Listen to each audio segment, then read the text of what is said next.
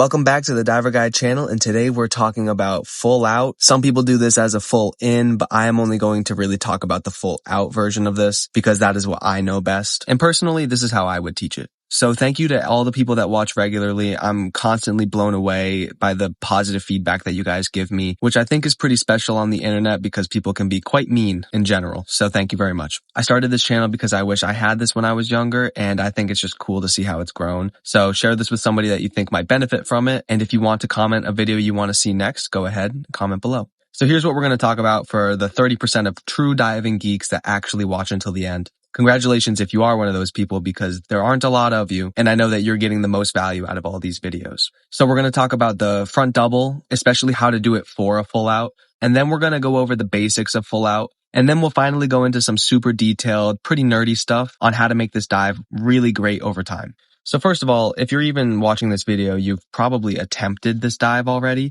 So you probably already have front 2.5 tuck. You might be doing front 2.5 pike on 1 meter. That's not 100% necessary, but it definitely helps to be able to flip that fast in pike. The front double for a full out is different than a front double that you would normally do for competition. You have to come out earlier than you would normally. It helps to throw a bit harder on the takeoff as if you're going for a front 2.5, and then come out earlier. You can see in this video how this person kind of floats their legs over when they come out. Obviously, they're a very good diver, but here's somebody else that can also do this, where they come out a little bit earlier and they don't let themselves flop over onto their stomach too much. When you go to add the twist, it will speed up the flip slightly. So if you come out too late, then you're going to end up twisting too late and belly flopping. So getting the timing right on your heel drive out of the flip is very important. When you're first learning this lead up, you're going to start coming out as your hips pass the top of that last flip. So ideally, you come around, you spot front 1.5, so you see the water right there. And then as you go past it, you figure out the timing for the out. And then once you're comfortable with the front double, you can add a twist. Or if you're scared to add a twist, what you can do is do a front double, and then as you're going into the water, do the twist. So you might not get the full twist because you're doing it as you enter the water, but you have that safety of sliding into the water and kind of separating the flip from the twist. As you get comfortable with that, you can start to make the twist earlier, and eventually it'll be as you're coming out of the flip, you'll be driving your heels out and twisting right into it at the same time. You know how when you do a front double, your heels kind of slide under your body at the end as you extend fully for the entry? That's basically what you're doing on a full out, except you're doing it harder and you're doing it a bit earlier. This video shows how somebody's kind of floating around for the last flip, and that's kind of what it feels like. You have to drive your heels out fast enough that the momentum of the flip continues, giving you time to do the twist in the air while still rotating. Eventually, after you practice this long enough, you'll be throwing it pretty hard like it's a front 2.5 pike. You'll know when to come out based off of your spot, and you'll also just get used to the timing. And then also, the twist will become more fluid, and it'll feel like one motion, and it won't feel like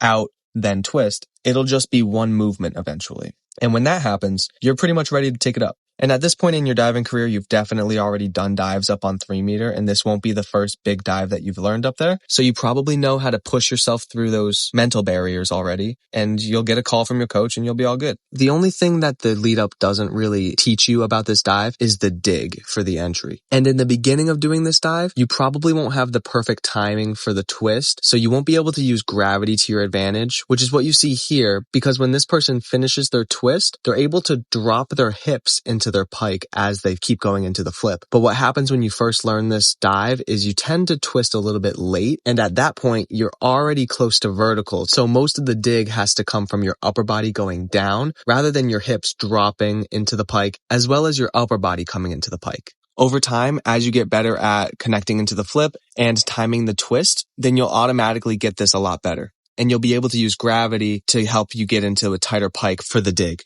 Okay, so now how do we improve from here to get to a level where this dive becomes easy and then you're eventually able to do it on 1 meter, which is a pretty difficult dive? There's a few parts to break down. It's going to be your board work and connection.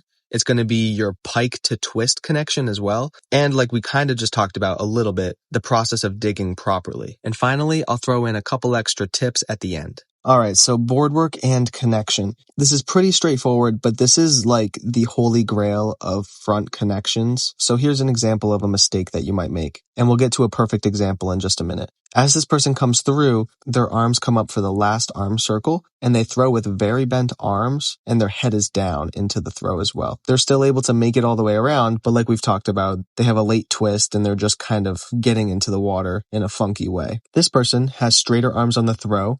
Their head is up a bit better on the takeoff as well, but they have a lean forward. And that's the second part of the throw that we have to talk about. It's the direction of your hips. And the whole idea is figuring out how well can you get your hips to go up into the air while also getting that feeling of going up and over a little bit too. When you watch people do this on 1 meter, you get a good sense of what that means. In order to make it around for 1 meter, you have to be pretty close or perfect. You can see how this person's hips are pointing straight up into the air and they're going down into that 90-90 position. They almost have it perfect. They're just a little bit behind with the arms. And they don't have that last little snap of the hips getting pushed up and over, which means there's something wrong with the takeoff. And that's probably just because they're back from the end a little bit. It's hard to tell. It could also just be because of their connection, but we'll talk about that in a minute. Here's an example of hips sliding on the takeoff as well, which you want to resist as much as possible. The hips are getting pushed pretty well up, but you can see that in order for them to get there, the hips slid forward as the board came down, and they have a pretty big lean from their toes all the way up to their head. And that takes away power. The other main aspects of your board work are going to be your head position, how well your arms get up to the top of that arm circle, and how straight the elbows are on the throw.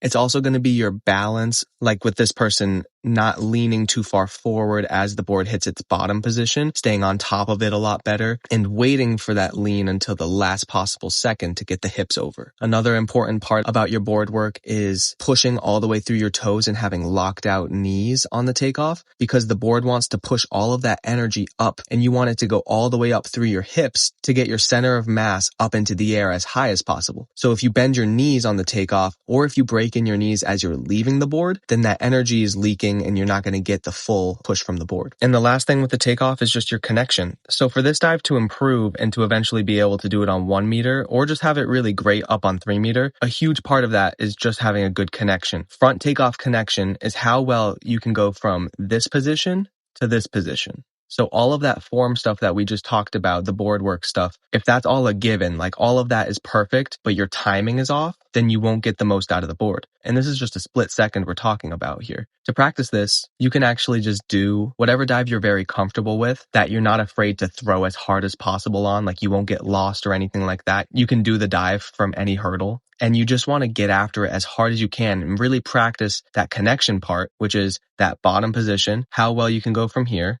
and time the board coming up with the proper head position, which is pretty neutral or maybe even slightly up, the locked out knees, pushing through the toes, having very narrow arms and locked out elbows, and getting that timing of the throw to where it feels so effortless. Because there is that special feeling when you get that perfect board ride, and that's what we're basically talking about. The connection is basically the perfect board ride. Hopefully this makes sense, and you'll know you're getting it right if you're hitting that 90-90 position at the point of your release. If you're able to do that, that means that you're getting the most out of your upper body coming down and timing it perfectly with the board pushing your lower body up. And that's what makes a perfect connection for the most part. From there, it just becomes about getting stronger and doing it faster. But that's the simple but not easy breakdown of a front connection. Now, after that, you have to get into a tight pike as fast as possible. The quicker you can get into a deep pike, the faster that first flip will go by, which will give you a lot more time in the air to do the twist and the dig, especially if you want to do this on 1 meter.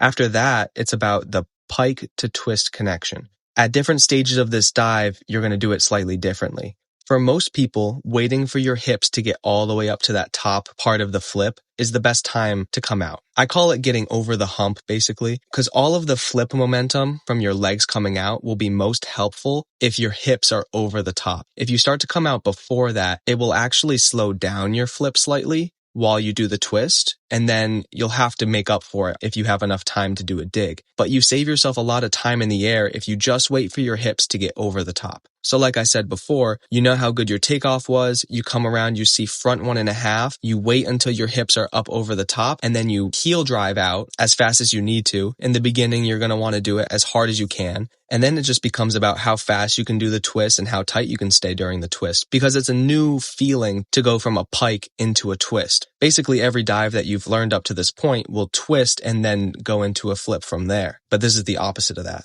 Here's a great example of coming out of the flip too early. This person, first of all, has a big pike, and they don't let their hips get over the top before coming out. They're already coming out at basically front flip, and you have to have an incredible amount of flip speed to be able to make it all the way around. Some people in the world can, but you're talking about some of the best divers. This person comes out at flip, they do the twist, and like I was saying before, it just slows down the flip speed, and you have to be able to make up for it on the dig, but they don't have enough time for that. So that's why it ends up going short. Compare that to somebody else who has a lot of flip speed, but they actually wait to come out until their hips are at the top. They have a deeper pike, but then look, they start to open right as their hips get to the top of that flip. They connect really fast into the twist and dig really hard still too.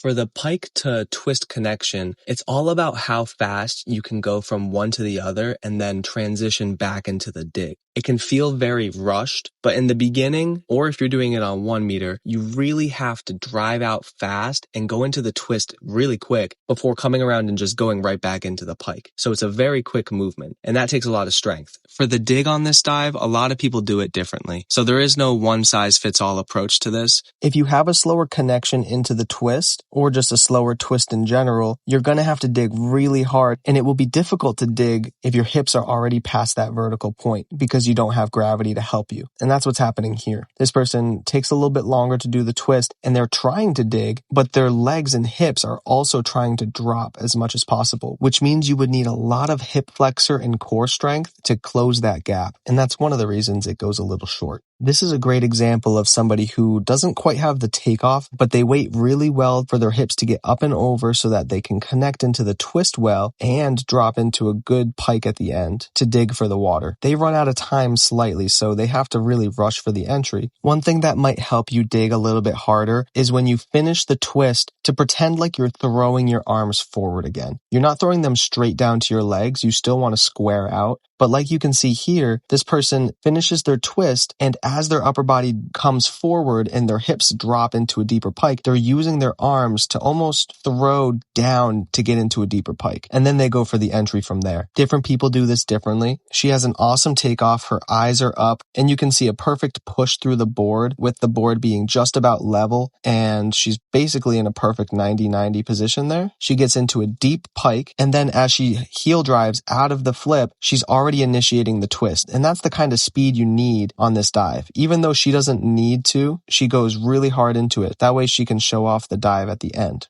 As she comes out of the twist, she throws the head down and the chest forward as the hips drop, like we talked about, into a deeper pike. But she doesn't throw her arms forward, and instead she just kind of waits for her hips to come up again slightly so that she can start to go for the entry. Eventually, when you really have a full grasp on this dive and you've been doing it for years, you're going to be able to come out for the twist a lot earlier than in the beginning. You can see here this person is coming out at basically front flip, twisting, and then doing a second dig almost, with their head going down and then their hips dropping as they come around for the flip again. That allows them to finish this really high up, and they're able to show off really good lines and close pretty laterally for the entry too, which judges will always appreciate. If you're strong enough on the takeoff to come out that early for the twist, that's already going to make it look easy for you. But the other big thing that you can take away from this person is that the more you show off your straight lines, the better. Even if you have to wait longer to start the twist on this dive, if you can get to a flatter position in the twist, it'll make it look better. The other thing that this person does really well is on the close for the entry. They leave their arms out to the side really well, and they don't let their arms drop below their legs to disrupt the leg lines. They keep them up above, and they close pretty laterally for the entry. For them, this looks just like a lineup, and they absolutely destroy the entry. You can practice that dig and the focus on the leg lines as well as the lateral close by just doing a double bouncing front 2.5 on 3 meter. You do the takeoff as hard as you can, and then you just go into an open pike and just observe the flip as it goes by you. Hopefully you'll be able to see everything. So this can be a spotting drill, but this can also help you practice where to put your arms before you go for the entry and then as you transition into the entry. You want to be squared out in front slightly and practice not closing underneath, but trying to drive your arms out laterally for the close. The more you practice that, the more it will be able to transfer to dives like full out, but also just front 2.5 in general and front 3.5 if you do that on 3 meter. All right, I can already tell this is going to be a really long video. I hope that this was helpful in some way for you. It's a pretty complicated dive, but a lot of what's important for this dive also applies for your front takeoffs in general. So I wanted to do a nice deep dive on that. And if you have any questions, comment below. If anything was unclear, please let me know so I can address that. And I'll see you on the next video.